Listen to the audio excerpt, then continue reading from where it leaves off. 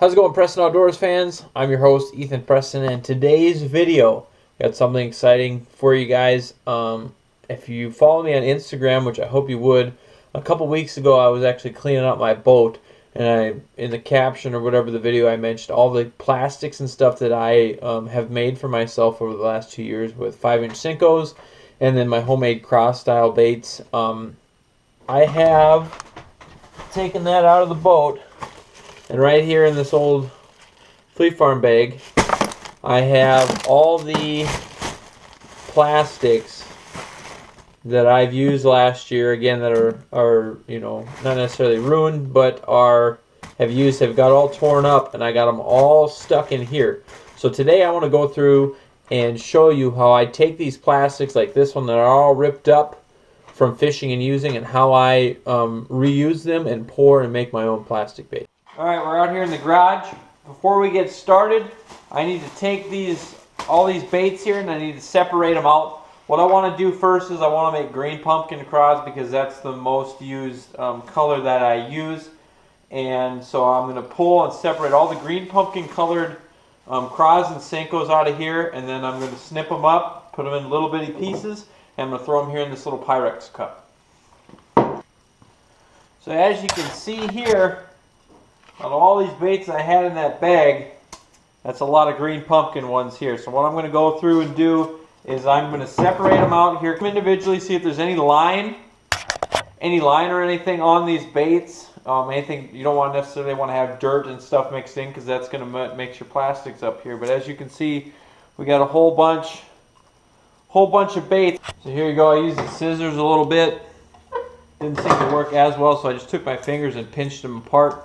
And now what I'm going to do, this isn't all of them, I got another pile of them over here. But what I'm going to start doing is I'm going to put this in the microwave and start microwaving it at about 30 to 45 second intervals until I get all these pieces to melt back down to a liquid down to the bottom. And then I'm going to keep putting new pieces of these plastic in here until I have them all set up. So what I'll do here is just put them in the microwave.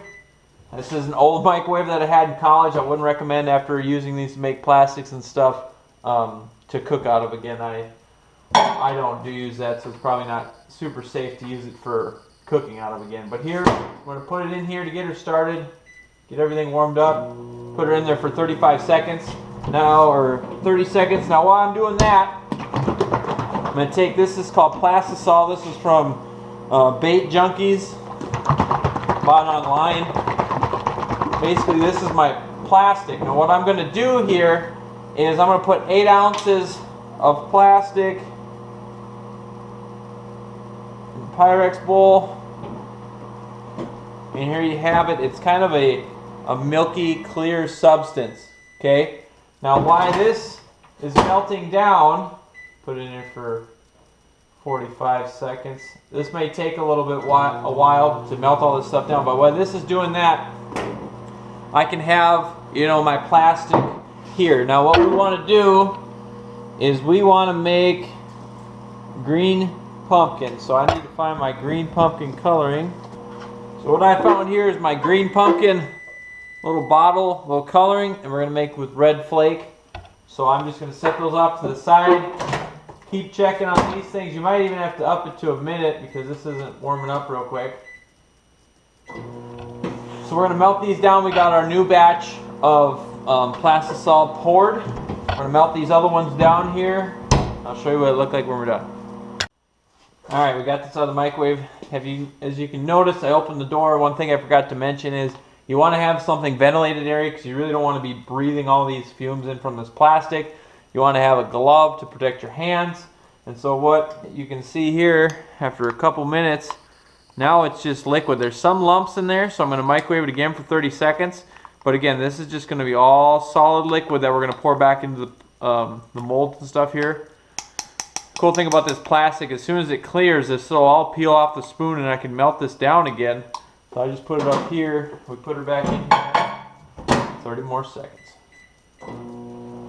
Now what I wanted to show you here is that it came out as that milky substance. As you can see here, camera. Now it's kind of getting clear, and it's getting really thick. So that means it's cooking. See how it sticks to the spoon now? Next, what's going to happen is I'm going to put it back in here again. Still working on my 30-second intervals. And what's going to happen is it's going to get even more clear, and it's going to go back to a real runny liquid. That's when we know it's cooked all the way to the way it's supposed to be.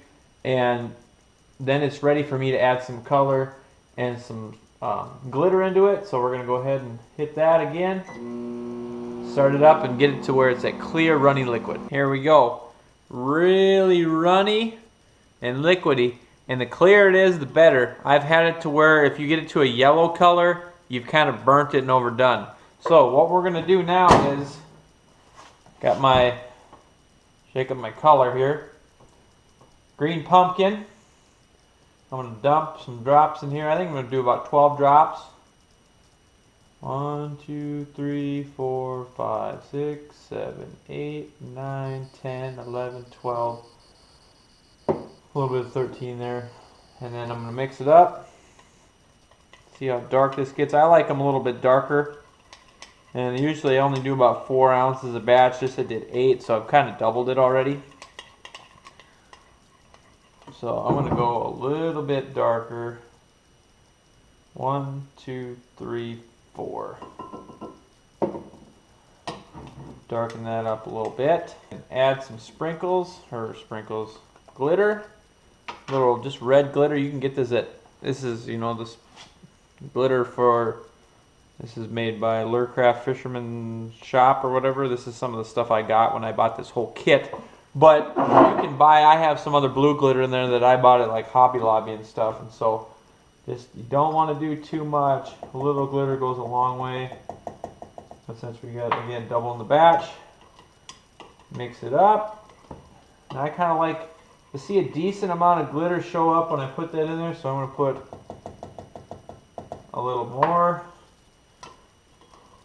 So there you have it. Now we got all that glitter in there ready to pour. So after that's all microwaved, warmed up, ready to go, what I have here is a aluminum mold. It's held together by 3 of these bolts. Just show you what the inside of the mold looks like. It's a 2-cavity chamber craw mold, so it takes me a while to make the baits because I only have one of these. These are like, you know, some of them are $50 to $90 depending on which one you get, especially the ones with 2 cavities. These don't, 4 cavities, excuse me, to where this would be one mold to when you pour, you're pouring 4 baits at a time, where this one only pours 2.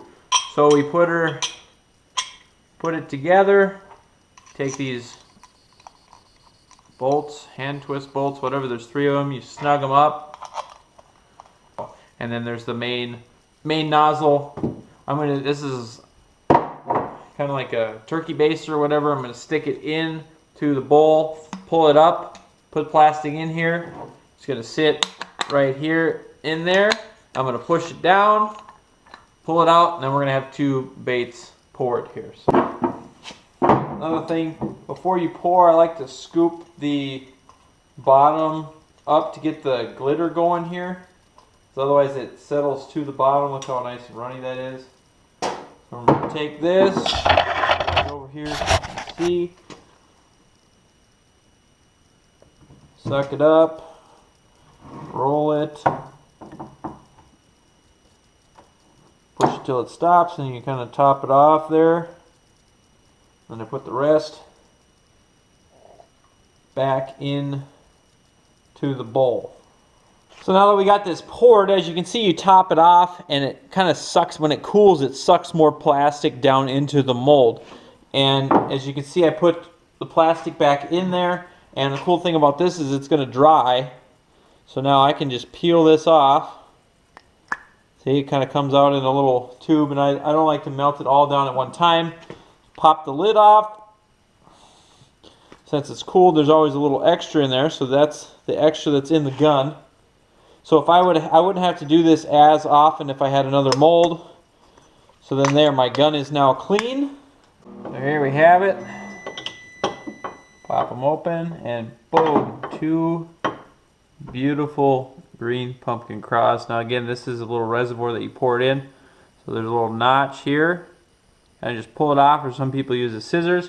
Now the bait is really, really soft here, so what I do, since it's still a little warm, I put them in some lukewarm or cold water.